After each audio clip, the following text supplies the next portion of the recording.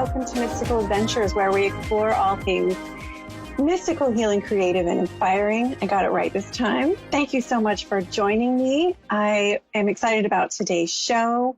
I channeled a message from an animal spirit helper. We are going to pull a few tarot cards. I'm going to talk about some Libra energy, and we're going to take a call. So let's get started. So here we are, the day before the autumnal equinox. Tomorrow, the 22nd, is the fall equinox, the first official day of fall. And it's the time when the sun enters the sign of Libra, and we enter a phase of balance where we're thinking about balance in our lives, balance in ourselves.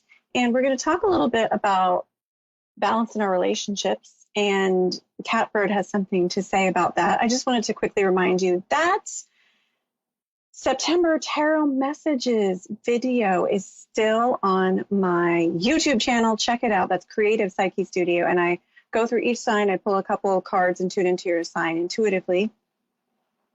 And that is on my YouTube channel if you want to check it out. September Tarot Messages by Sign video. I am excited to enter the fall. Do you like the fall, my friend? I'm excited about this week. If you're in the Connecticut area, in Higganum, Connecticut, there is a fantabulous, joyful wellness fair that is happening this Saturday. And you can check out my Facebook page for more details on that. It is at the Braultree Wellness Center in Higganum, Connecticut. And my Facebook page with the information is Creative Psyche Studio. Psyche is spelled Psyche. So I'm excited to be a reader in that wellness fair. Come check me out. And if you're local to that area, come sit for a spell and get a live mini reading with me. So I wanted to pull a few cards for this week, just general cards for the general energy of the week. And then we'll get to the spirit helper message for the week. And the spirit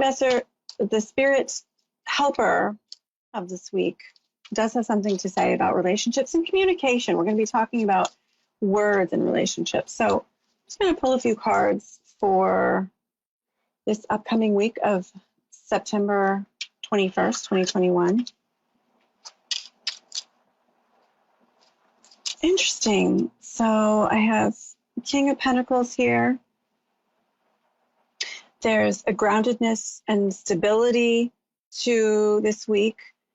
A lot of people might be focusing on finances and being a king in our financial organization and planning. There's the Ten of Swords. There may be some letting go, facing fears for some of us this week, and it's a good time to perhaps let go of some fears around finances. The Sun is another card that has come out for this week's guidance, and the Sun is guiding us to be confident, to take time to nurture our self-esteem, and to take time to appreciate and have gratitude for the joy in our life. The Seven of Swords is the final card, and it might have something to do with what our spirit helper wants to share this week. Use discernment in your communication this week and avoid gossip, avoid oversharing, and use your words with integrity this week. Avoid taking things personally, and you might want to remove yourself from situations that are not good for you. There may be some letting go, there may be some facing fears and coming to terms with things, but the Sun outshines every card in the deck. It's a card of prosperity and joy, health, abundance, celebration, love, victory, and that is available to us this week as we use integrity in our financial planning, in our financial decisions, tune into our confidence, release that which we need to release. It is the time of the full moon. The full moon was yesterday, and the full moon is a time of culmination and release. So what do you need to release? I want to talk a little bit today about the spirit helper of the month of September. If you'll recall, back in the beginning of September, I did a show and I talked about the energies of September. And I had a spirit helper of the month of September, which is the oak tree plant spirit. And oak tree channeled a message through me about opening our arms to others, about raising our vibration as a way to attract high vibrational people into our life, of becoming more aware of those around you. And we have been exploring themes related to this in September about becoming more aware of your environment and improving your relationships by your heightened awareness. Last show we had a beautiful visitation by Archangel Jophiel or Iophiel, depending on the tradition and how you might pronounce that, but I call her Jophiel. And she gave us some guidance about heightened awareness about your space and heightened awareness about how you arrange your space and how this can have a really big impact on your energy, even your relationships. If your space is conducive to the flow of energy, it's relatively organized and pleasing to you to look at and comfortable to be in, that it can encourage more life energy to you. And this can help us in so many areas of our life, including our relationships. So today I had the privilege of being visited by Catbird, spirit animal. And a catbird is here in North and South America primarily. I think the catbird does go to the Caribbean, migrates there as well, perhaps. And the catbird gets its name because its call sounds a bit like a cat's meow. And you might have heard a catbird in your neighborhood. They have a very big range of sounds and calls and noises they make in their songs and calls. And the catbird is a spirit animal associated with communication. It is a migratory bird. It's very adaptable. It actually adapts its songs based on the songs it hears from other birds in its migratory journeys and other animals. And it's also associated with foreign languages as a spirit animal or totem. It's associated with mimicry, adaptability, like I said. When I tune into the catbird's energy, I feel a very fast-paced, fast-moving energy, an energy of productivity, liking to get things done, movement. And it is a migratory bird. The catbird does travel quite a bit. And I had a sense from the bird about organizing your thoughts and even writing them down, which is a form of communication. And the catbird can help you with communication and organizing your thoughts. It is a very clever bird and can help you with organizing and communicating. And you can call the catbird to help you with communication. It is also associated, because it is so talkative, it's associated not only with foreign languages and communication, learning foreign languages, but gossip. And some people, Ted Andrews writes some of this information I got from Ted Andrews about this spirit animal. And he talks about how if this totem comes into your life, be careful to use your words wisely and to not share things that are inappropriate, to not overshare. So that might be some guidance to just use discernment this week in what you share, whom you share that with. I'm going to read you now the message I channeled from Catbird. And this is a message to help us navigate the energies for the week ahead of September 21st, 2021.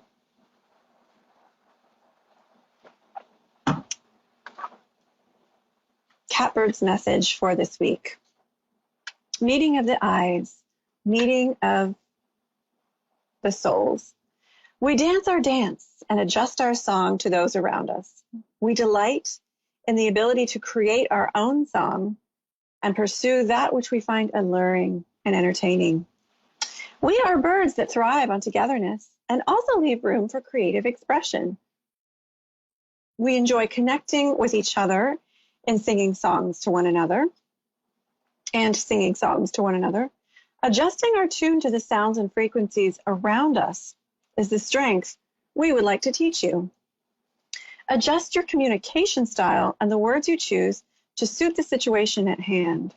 Sometimes by allowing your soul to express itself creatively through words, imagery, or song is the best way of speaking what you want to say in a harmonious way. The creative aspects of your expression can help to add soul energy to what you have to say or express. Make use also of the words other people are using around you and how they are communicating as information for how best to adapt your wording and communication in your environment. Notice the energetic frequency of the people and places around you and adjust your phrasing and timing of communication to fit with the rhythms and notes of the people and places and general energy around you. This will allow you to pair nicely with your surroundings and function in the system in a harmonious way. People are more likely to listen to you when you use words that are familiar to them and communicate in a way that is comfortable for them to receive. Oh, I lost my place. Where are we? Pay attention to the whispers in the crowds around you. Use your own intuitive awareness to understand the right pitch of your voice and wording of the questions you want to ask that will affect the people around you in the most powerful way. As you can listen to each other and find a way to work together and communicate smoothly, you will find you can get work done in a more efficient and joyful way. You don't need to be a leader or a follower. You can work together as brothers and sisters, formulating a plan for how you can make positive changes. One last thought. As you make adjustments based on the world around you, so as to be helpful and harmonious elements in the greater group, finding time and space to be by yourself, and work on your own song. Find time and space to be by yourself and work on your own song. In other words, adjust the notes of your own frequency to yourself as well, so that you're aware of your own thoughts and feelings and do not just tune into the energies of others. You are a precious soul and your song is precious. You deserve to sing your song for others to hear and appreciate. We all work together to create beautiful music. Thank you to the lovely Catbird for that message. And I want to encourage you tuning in today, dear soul, to take this week and pay attention to those around you. Notice your communication style. Notice your pacing. Notice your way of interacting with people, and take notice of the communication style, the customs, the energy frequency, as Catbird was saying, of those around you. And as you notice the communication style of those around you, ask yourself, would it be helpful for me to adjust the way I'm communicating, maybe even learn a new way of expressing myself to communicate more effectively with others? This could be in a variety of situations. It could be with relationships, at work, with friends, at your spiritual group. It could be creatively. It could be spiritually. Maybe you're working on expanding the way you communicate with deceased loved ones or angels or Jesus or star beings or higher consciousness beings or ascended masters or your own higher self, and you're working on that communication. Try and attune yourself to the information you're getting, the observations you're getting about how others are communicating, and ask yourself if this might be helpful to incorporate into how you communicate. And it can be helpful to inform you how you might want to adjust so that you fit in better with the people around you, so that you are able to attract their attention in a positive way. Perhaps those around you are more fast-paced than you. It could even be just noticing those around you, not even the communication, but their rhythm, their energy. Perhaps those around you are more fast-paced than you, and you notice that you're much more slow-paced. Well, is it possible you might learn something from the fast-paced people around you? Maybe you learn how to get something done faster in one particular way, even if you don't change your whole personality or way of communicating or doing something. Maybe you learn something about a specific project or component that would be beneficial for you to be a little bit more fast-paced or maybe some of the phrases other people around you use are more silly, or maybe they're more cerebral. And if you try that on, you might find that as you use words and phrases that other people around you use and adjust your rhythm and frequency and mannerisms to not necessarily mimic, but maybe to align with them, it's a psychological phenomenon. We're more likely to listen to someone who kind of speaks like us, who talks like us.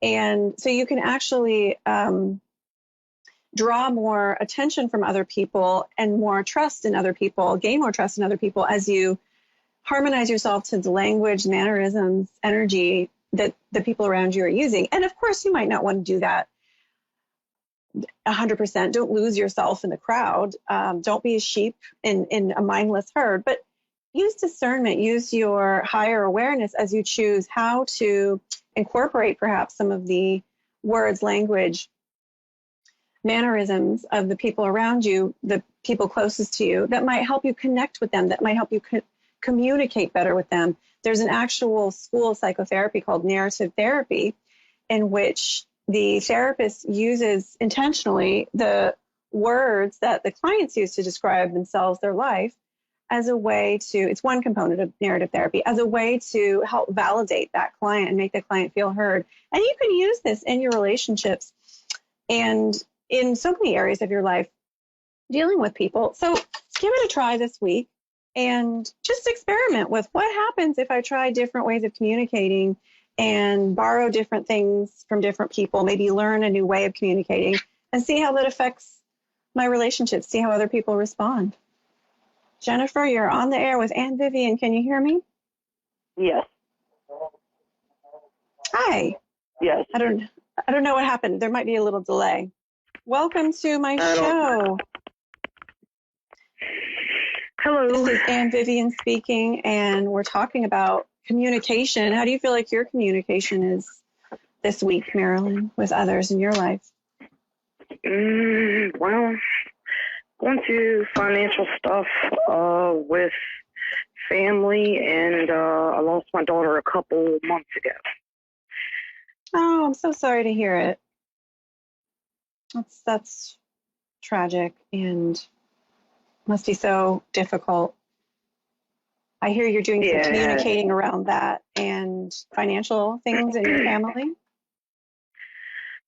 Just that me and my brother's not getting along too well because that there's money coming to me that I know of out of my dad's estate. I see.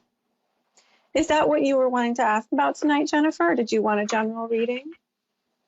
Yeah. Okay. It can get so complicated with money and family, can't it? And then I lost my daughter back May 26th to a drug overdose in Florida. I'm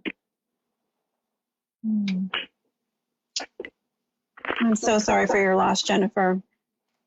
So it's been very hard. You've got a lot to deal with right now. That's an understatement. So let me tune into your energy, and I'll tell you what I'm picking up, and I'll pull a few cards. But I'm hearing you'd like some clarity on the financial situation, maybe some guidance how to cope with things with your brother and the finances and the family. Right. All right. So it'll just be a moment of silence as I tune into your energy. If you could just focus on opening your energy so I can read you. Okay.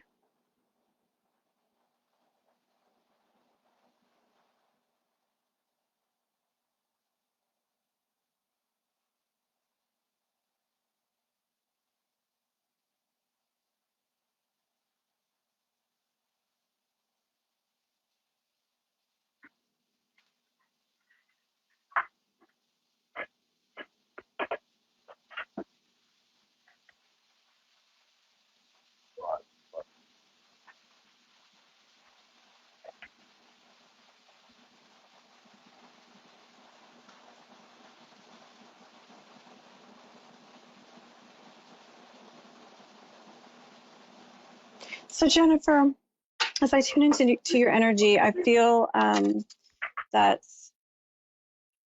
you are a very caring soul, and you very much like to help people. I feel like you're dealing with some guilt right now as I tune into your energy. And I feel like as far as your, which is, that's very common after a death in the family. And I feel that you have not had much communication with your brother. You've been sort of biting your tongue and haven't been communicating as much with him. And I also see you're very perceptive, and I see you very, very attuned to your brother, and very much seeing him clearly, and very, it's like maybe other people don't see him clearly, but you do, and you can kind of read him very well. Does that make sense? Yeah. Well, I feel like the first message Spirit wants me to give you is your daughter appreciated you so much, and I can feel her appreciation, and I feel Spirit wants you to know it's important to address this guilt and know this wasn't your fault. You had nothing to do with it. Your daughter received so much nurturing and appreciation, and I just feel so cherished by you when I tune into her energy. And I feel like she is, she's dealing with the aftermath, her spirit, she's healing right now. But, there's, I think, reasons to let go of that guilt. And this wasn't your fault. Right. I tuned into, so I tuned into the cards I pulled, looking at you and your brother. Your brother's been out of communication is what I feel is the first thing. And he hasn't wanted to communicate or be that, demonstrative or open about certain things. And he's sort of, keeping his cards close to his chest. And he's wanting to maybe be more, he's hesitant to be, to step out and be more direct. Your challenge card is the Hierophant. Right. I feel like that, Jennifer, you want to have more of a managerial role and organize things, that you want to have things more organized in this situation. And it's frustrating to you. You don't have the control to be able to do that, if that makes sense, that you can see how to change things in an organized and positive way, but sort of like the powers that be aren't letting you. So that doesn't mean you don't have good things to offer just because you're not in a position to really use that. The Ace of Swords is your guidance card, and the Ace of Swords is about overcoming obstacles. And I think this is your power here, Jennifer, that you do have angels and guides and divine blessings around you and helping you with this. So I feel like the Ace of Swords is saying, don't give up, don't let go, don't put down your sword and give up the battle, that you're very strong. I feel like you are a leader in a lot of ways, Jennifer, and I am. You're able to sort of move through the red tape and the cloudiness and the disorganization. And Spirit is saying you can move through in your way, even if you're doing it in a different way than the people around you. Like, I see the people around you as they're just not as on the ball as you. They're not taking the initiative, with what's happening with the family and finances. It's like they're sort of letting things go by the wayside. They don't want to waste their time by doing a lot of digging and, planning and messing with things. And I see you as someone who's like, I just want to cut through this. I want to get to the clarity and the bottom line. And just because you're kind of doing things a little different than them doesn't mean you're doing it wrong. It might help you to sort of, like we were talking about today, try and harmonize yourself with the people around you for better communication skills and relationships, which might help, as you communicate. You might want to try saying things in a different way, even if it's the same thing. And the Queen of Wands is your final result card. And I feel like you are going to help people and act as a leader and an organizer here, Jennifer, and you're going to help create, positive results in the future in your family because you're taking such care with this. Does that make sense? Yes. Well, Jennifer, we are coming to the last minute of the show here, but I just want to thank you so much for calling in. And I'm so sorry for the loss of your daughter. We didn't really have time to go into that, but don't give up, my friend, and blessings and healing to you. Thank you so much for calling in. Thank you. Bye, Jennifer. And I want to just thank everybody for tuning into the show today. And, find your Ace of Swords. Don't give up. Use your words with integrity and pay attention to your communication this week and notice what experimenting might bring you as you find new ways to communicate. Don't forget to check out my YouTube channel, Creative Psyche Studio, and which I post these videos on, as well as my Facebook. And to check me out in that wellness fair in Higganum. Details are on my Facebook page if you're in the New England area. Have a beautiful week, my friend. I will see you next show. Blessings.